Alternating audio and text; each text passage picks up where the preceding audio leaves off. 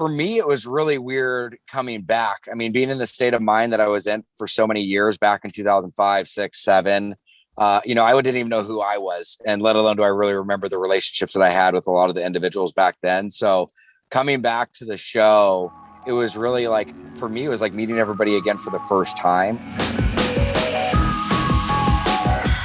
What's up, everyone? Victoria here with PopCulture.com. Today, I'm very, very excited to be talking to Jason Wahler of The Hills and The Hills New Beginnings. Jason, my friend, how are you? Hi, thank you so much for having me. Oh my gosh, I'm so excited to be talking to you because we're going to talk about some really amazing, fun stuff. But what I can't help but to notice is your amazing background. Oh, you like that? I got the whole family here. We're on our way up to our mountain house, and we're going to go take a little bit of time to relax and hang out as a family. But obviously this call is very important to me. So before we went up the mountain, I said, we got to pull off and we got to do this call real quick. So everybody's doing good though. You got to tell your family, thank you for us. Hello. So good. Everybody's here. Everyone. Thank you. No, appreciate it. I'm excited to be here. Good. Well, listen, I'm so glad that you guys are taking some time for yourselves. Really quick, before we get started, I wanted to check in with you. How are you all doing this year? I know this year has still been a little rough compared to 2020, but how are you guys doing? Everything is actually going really, really well. Obviously, there's been a lot of major life-changing events. We have a new son that is, it's already been 9 weeks that he's been here, but he is doing phenomenal, growing like a weed. Delilah loves being a big sister. She loves being involved in all that. And that was the scariest part, that transition of how was she going to react, as a 4-year-old now and having a new little child around. How was that going to set things off? But she's been incredible. And I love it. We got a boy and a girl. We got, the best of both. And, life has been good. Things have been going really well. My recovery is really strong. Ashley's recovery is really strong. Her doing her business in the hairline stuff and accessories and color has been going amazing. So we're very fortunate, very blessed, and in a really good place. Listen, I'm so happy to hear that. And I want to talk about your recovery really quick. We'll touch on that here in just a second because I love your story. I love that you're so public with it. Let's talk The Hills New Beginnings. You guys are in such a different place in life. I have followed this cast since the Laguna Beach days. Bless your heart. Bless your heart. God. Now it's like insane. But what does it feel like? I mean, I know that we're in the second season. Second season just wrapped. But what does it feel like being back with everyone? It was really, well, for me, it was really weird coming back. I mean, being in the state of mind that I was in for so many years back in 2005, 6, 7, I didn't even know who I was, and let alone do I really remember the relationships that I had with a lot of the individuals back then. So coming back to the show, it was really like, for me, it was like meeting everybody again for the first time, which was cool. And it was a very awesome opportunity, but obviously being in such a different place in my life, I got to know people at a different place. So it was cool. It's been incredible working with everybody. I mean, look, we've known each other all for so many years now, and to have this still continue, it's actually pretty amazing, and it's awesome to be a part of this. You know what I mean? It's cool, especially back from Laguna Beach and The Hills. I mean, some of those shows were icons in their own ways. I mean, they helped revolutionize the way TV was done. And yes. We never knew that going on to this, and again, I'm grateful that I had the opportunity to be a part of those things, and to see what it's created today has been cool to watch. Was there ever any hesitation to rejoin the cast this go around? Oh, of course there was. There was a ton of hesitation, because my life is, look, there's the shows again were incredible to be a part of, but also, and I don't blame the shows at all for any of my struggles or anything like that. They definitely added fuel to the fire and they made things take off a little bit quicker. But at the end of the day, I got the ism. I had addiction prior to the shows. I had my own issues and stuff like that. So, going back into it though, going through a very public battle with addiction was very challenging, and going through all the ups and downs that I had gone through, it's a lot harder, when you're under the microscope. And so, with where I was at in my life, mentally, emotionally, physically, spiritually, we saw this as an opportunity though, to give back, and to be in a place, for me being when the show was out many years ago, I was unfortunately the drunk womanizing alcoholic, and the show came back now. I was like, this is a really great opportunity to show that you can totally change your life, transform it, and be in a different place, and give people hope, being married and having kids now. Sorry, I don't know if that made sense, but no, it did. It makes 100% sense. I was going to say, you've been so open with your journey to sobriety, and I tip my hat to you, because that's a really difficult thing to go through in the first place, but to do it on such a public platform, that just adds a whole slew of challenges in and of itself. It really it does. And again, I wouldn't change it for anything, because it's given me the opportunity that I have today. Sorry, excuse me, real quick. I'm just going to step out of the car real quick. Just okay. Baby's crying. Sorry. This will be easier. I love family man. Yeah, no. So ask me the question again. I apologize. Well, I was going to say, I mean, you've been so candid with your journey. What made you what made you step aside and say, okay, I need to make some changes in my life? Oh God. I mean, initially, because I think a lot of people don't really understand is that I really entered into recovery back in July 23rd, 2010. And after, I went through my bouts with everything. I achieved almost 5 years of sobriety, and I actually went through a whole nother, relapse, and it took me a long time to get back on the horn. It was actually multiple years of relapse, and it was, it's a primary chronic and progressive disease. And it was, it took me almost 3.5 years to acquire a year of sobriety again, with all the knowledge and everything that I'd had. So it was very challenging, but, your question again was, I'm sorry, what was my point of coming back? What made you want to make the changes? What made you say, okay, I need to make this change in my life, now? Got it. Sorry. So originally, I'll never forget when I really entered into my recovery journey back in 2010, I was sitting across from my father, who I very rarely ever have seen broke down in my entire life. And we were in a therapy session, for the 1,000th time. And my dad, it looked across basically, and he said, hey, look, with my mom sitting next to him, and I could see that they'd aged, 10 years in a matter of 2. And my mom and dad were basically sitting there this is quote from him, is we're sitting here like 2 planks of wood, our marriage is suffering.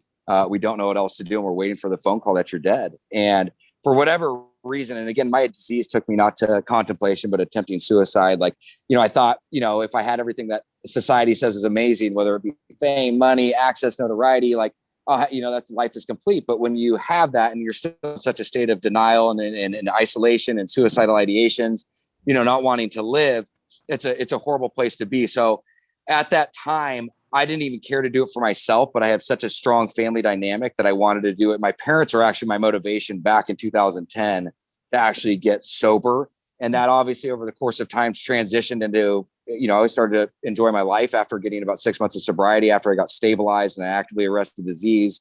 I got into a place where I was like, God, I love life. And it became a part of my passion and motivation. And that's where things took off. I got very involved in the recovery community. I actually started working in the recovery community, started joining boards all across the country, worked for the Los Angeles Mission, worked with Robert Shapiro and the Brent Shapiro Foundation, started writing for the Huffington Post.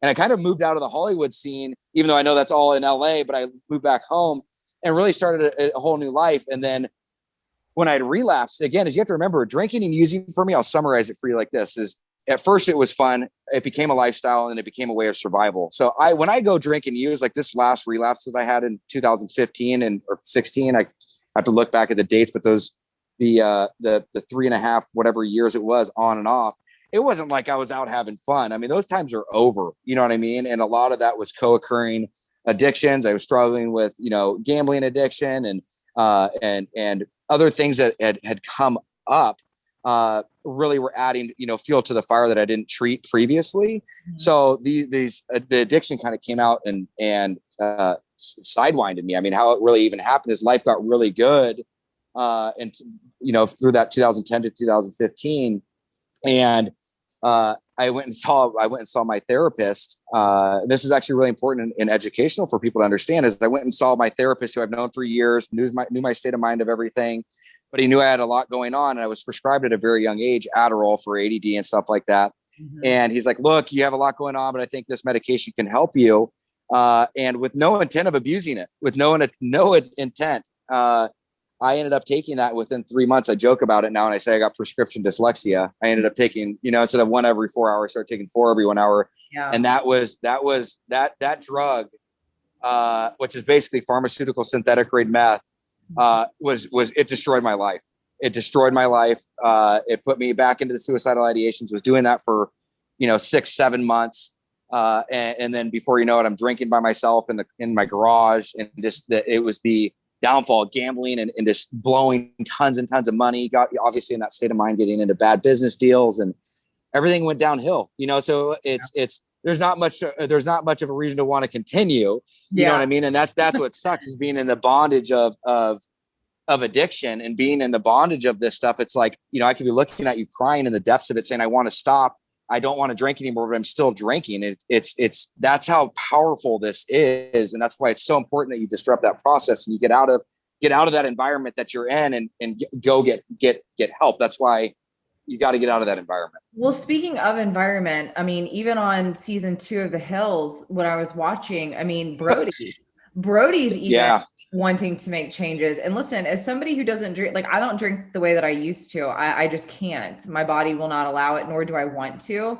Right. Means was I addicted, but I definitely was a very heavy drinker, and being surrounded by people who are heavy drinkers, that's hard to be around, at least for me. And I watch on this season, and Brody's wanting to make changes. Obviously you've made the changes. Is it hard for you to be around your friends that are drinking? And have you been able to connect with Brody on like this sobriety journey? Yeah. So to answer the first question, at first it was very hard to be around people that were drinking. I mean, obviously there's triggers that come up, and there's thoughts and processes that make it more tempting. You're a product of your environment. You surround yourself with what people are doing. You're going to naturally want to engage in that. But after acquiring some stability and a real foundation, it became a lot easier for me. It's not like I go to clubs and hang out. It's just not a part of my life anymore. Right. So, I mean, I can be around people that have a glass of wine, or we're at a dinner, or if we want to go out to a jazz lounge or something like that. It's more of, I enjoy it for a little bit. I enjoy people watching, but after a couple hours, I'm kind of like, all right, I'm much more active. I embrace the day. I love going to the beach. I love surfing. I love fishing. I love snowboarding, skateboarding. I love going up to the mountains, golf. I embrace the things that I love doing, and I get high that way. I mean, your brain produces more potent chemicals than heroin. You just have to let it work.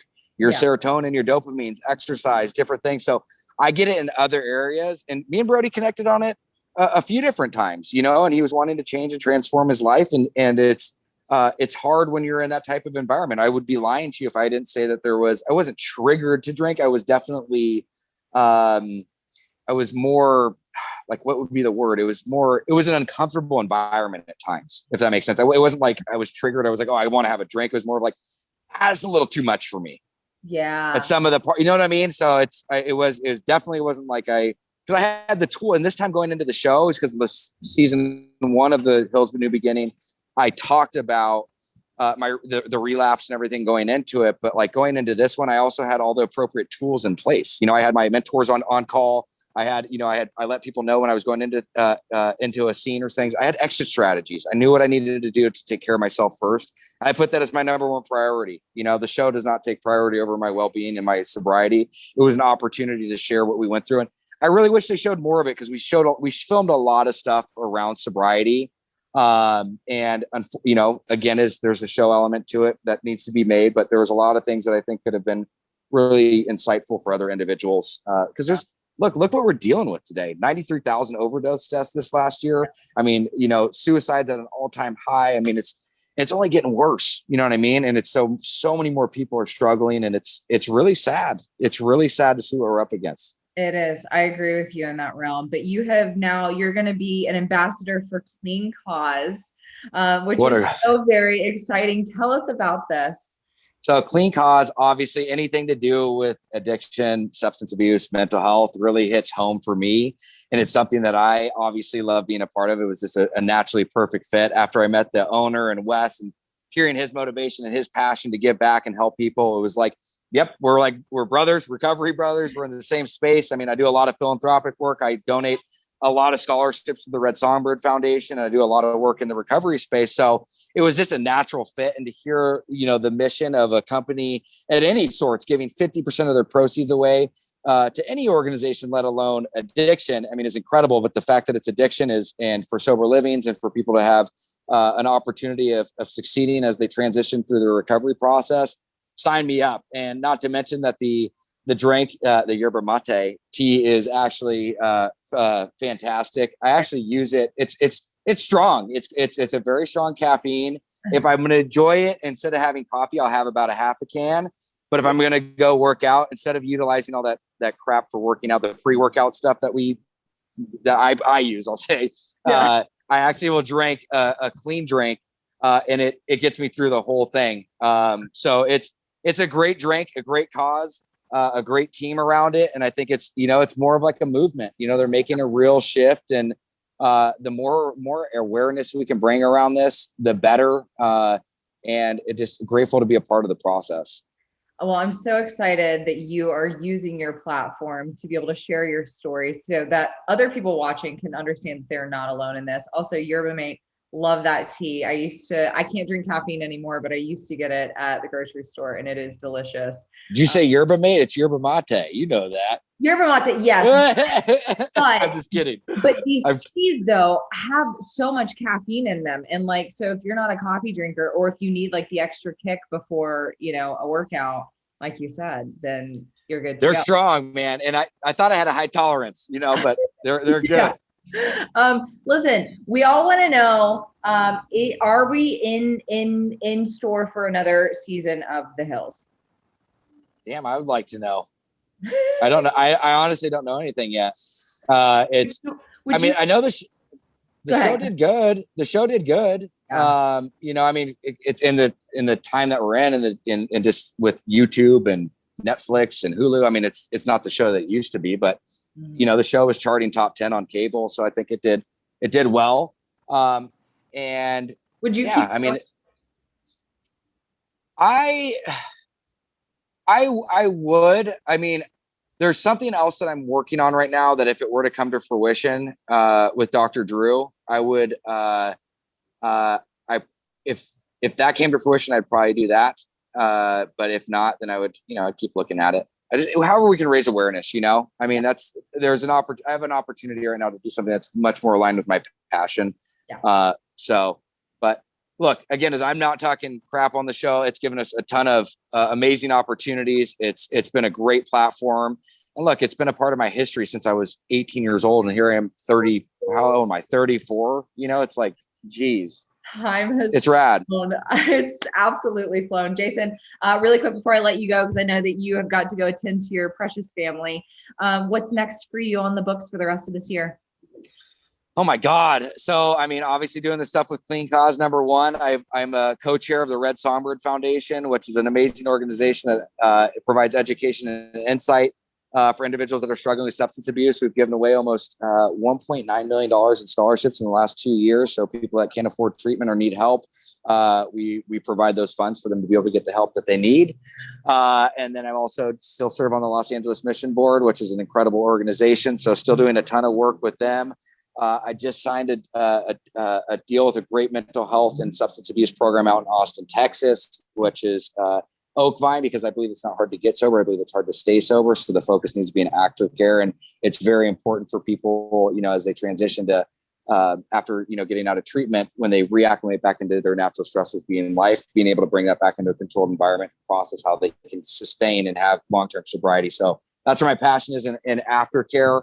And then I'm working with a couple mental health apps right now that are really transforming the way we think through neuroscience and the pathogens of creating a structure and consistency, which creates safety.